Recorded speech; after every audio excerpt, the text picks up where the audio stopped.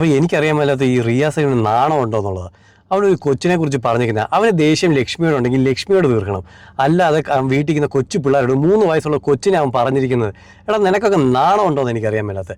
അവൻ കഴിഞ്ഞ ദിവസം മറ്റേ ആര്യയുടെ പറയുന്നത് കേട്ടു. ഞാൻ ബെഡായ് ബംഗ്ലാവ് ആര്യയുടെ ഷോപ്പിൽ ഞാൻ ഉദ്ഘാടനത്തിന് പോയതിന് ആര്യയെ ബിച്ച് എന്നൊക്കെ പറഞ്ഞ് എന്തൊക്കെയോ കുറേ ഡയലോഗ് അടിച്ചിട്ടുണ്ടായിരുന്നു.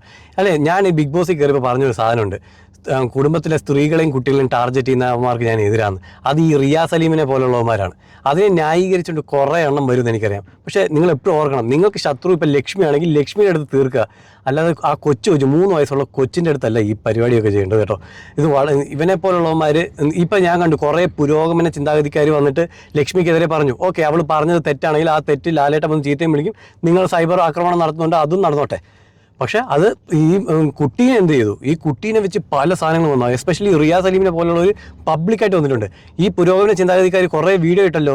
ഇവർ ഈ റിയാസ് സലീമിനെതിരെ എന്ത് വീഡിയോ ഇടുമെന്ന് എനിക്കൊന്ന് കാണണം. അത് കുറേ പേരെ ഞാൻ ലിസ്റ്റ് ചെയ്ത് വെച്ചിട്ടുണ്ട്. എന്തായാലും ഒരാഴ്ചയും കൂടെ ഞാൻ നോക്കുന്നുണ്ട്. എന്തായാലും ഇത് കഴിഞ്ഞിട്ട് ഇവരെന്ത് ചെയ്യുന്നു കണ്ടിട്ട് ഈ പേര് സഹിതം ഞാൻ എന്തായാലും ഇടാം കേട്ടോ.